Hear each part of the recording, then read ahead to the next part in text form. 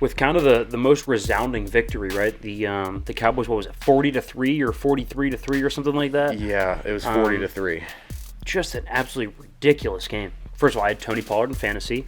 Thank you very much. Yeah. 39 burger. That's what's up. That's what I'm talking about. We needed that. But from an actual football standpoint, this was kind of predictable, right? We kind of saw this going in. At least I did. You didn't, of course. Yeah, Sorry. I took the Vikings. Right, so my point is the Vikings have a really, really emotional victory where they were on the field overtime, right? They're all the way in Buffalo. It's cold. Buffalo can get physical. That's a back-and-forth game, on the field for a while, overtime. Then you come back home. You're kind of feeling yourself a little bit. And then comes Dallas, who just got embarrassed, right? That's one of those games in the NFL where the talent is so close together that any little edge that team can find can be the difference. And I thought that was going to be the difference, and it was. Look, I mean, I can see how, I didn't predict the Vikings, but I could see going into the game how the Cowboys were favored. But I did not see it being a blowout to that. No, because I didn't expect that. I thought the Vikings were a lot better, and that's 100%. a big thing that kind of raised in my mind. Like, look, if the Vikings are going to be that team, and they're going to come out of the NFC North, and they're going to kind of compete in the playoffs a little bit, you're going to need to at least compete with a Dallas. I mean, Dallas isn't even close to top tier. No, Dallas has a pretty good defense, and when they can run the ball like that with Tony Pollard and Zeke, now we're talking a top 3 team in the NFC. Yes, but that happens once every month, maybe once every 4th game. I think that's fair to say. I think a big part of Dallas's defense that I don't like is they're really reliant on a pass rush, and we see how that can be an issue with the Steelers. When you don't generate it, you get burned over the top a lot. Right, I think their defense definitely can be gashed. I think that's still the strength of their team at the end of the day. I mean, holding Minnesota 3 points, that's impressive. But I don't take a whole lot from the game. You know what I mean? Like, I still feel kind of the same way I do about Dallas, right? Like, yeah, I mean, it was a good win for them. Minnesota, like, yeah, that's a tough loss, but at the end of the day, like, are they going to go out and win 4 of their next 6, finish atop the NFC North, host a playoff game, and probably win it? Yeah. Like, I think that's exactly what I thought about Minnesota heading into the game. I kind of feel the same way about them now. All right. Now, I mean, maybe a little bit shakier on winning a playoff game, but I mean, they will be super competitive and probably should win a playoff game. I think so. And so they're going to be, the Eagles will be the 1 seed probably. 2 seed won't be Tampa Bay. They'll finish with a better record than Tampa Bay. They'll probably end up finishing with a better record than Seattle too. Yeah. So you're looking at a 2 seed, right? So you're playing the 7 seed in the NFC. That could be like a Washington or a New Orleans if they sneak in. Now, what would really be tough is if Seattle does end up winning that, and for some reason San Fran were to be a 7 seed. But San Fran would have to lose a couple games. I don't foresee them. I think they'll be a 5. But either way. All right. Chiefs and Chargers was another big one that happened. Mahomes and Herbert, I think it was their 5th matchup against each other. It's 5. Yeah, this was 5. What is it? Herbert, I think, won 1. Is that it? Yeah, I think he's 1-5 or 1-4. So they match up pretty well though. They're always great games. It was one of the best. I'd say the best watch of the week. I would say so. Yeah. And it was Mahomes coming back again in the end. I mean, we've seen it time and time again. You're going to see it for the next 10 years minimum. I mean, that's fair to say. It's one of those where you're 9 minutes out and you're kind of trying to think about what possession. You're like trying to, in your head, envision who's going to get the last possession. You're like, okay, it's 9 minutes. We have the ball. If we go on a long drive and we take 5 minutes off, then we're at 4 minutes and Mahomes will take 2, and then we get the ball relatively like kind of last, right? And we can burn some clock. The only way you beat Patrick Mahomes by a possession is if the math favors you. Like you have to get lucky, not on the coin flip, but on the math that time is going to tick down, and you're not going to give him any more than 2 seconds and no timeouts because he'll make something out of nothing. We watched him drive down the field in 11 seconds last year. Was it 13?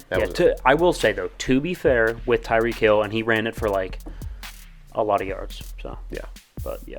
All right, well, let's go with the Lions and the Giants. So. I've been saying this. Well, first of all, we said this about the Lions to start the year. They're going to be probably the best bad team, right? Like they probably won't be above 500. They'll be right on the border, right? Somewhere around 8 and 9-ish, which they're kind of on pace for 7-10, 8-9. Look, but they'll be scrappy. They're going to be tough to face. They have a pretty good offense. They can run the ball. Jared Goff with a run game protection is not bad. He's good enough. Dan Campbell's winning some games, and that's what it comes down to, and that's what matters. I mean, Yeah. the Giants aren't a bad football team by any stretch this year. They got a pretty good running game. Running game, good defensive line. I will say their record is a bit inflated. Right. I think right. it will start to balance out, like we say. Weeks are crazy, but the year is consistent. Yeah. Weeks are crazy, years are consistent. Yeah. So right. I think by the end of the season, it starts to balance out a little bit. But the Giants are not a pushover team, I don't think. No, I mean, I wouldn't say, like you said, it's definitely inflated. Like, do I think they're a bad team? No. Do I think they should be more like 5-5? Probably. Yeah. Or they feel like more of a 5-5 team than they do a 7-3 team, and at one point 7-2 team. A little running back tandem duo they got going in Detroit is kind of good. I like that. It is good, yeah. Unfortunately, I have Swift on my fantasy team, and Jamal Williams is hogging up all the touchdowns, but that's okay.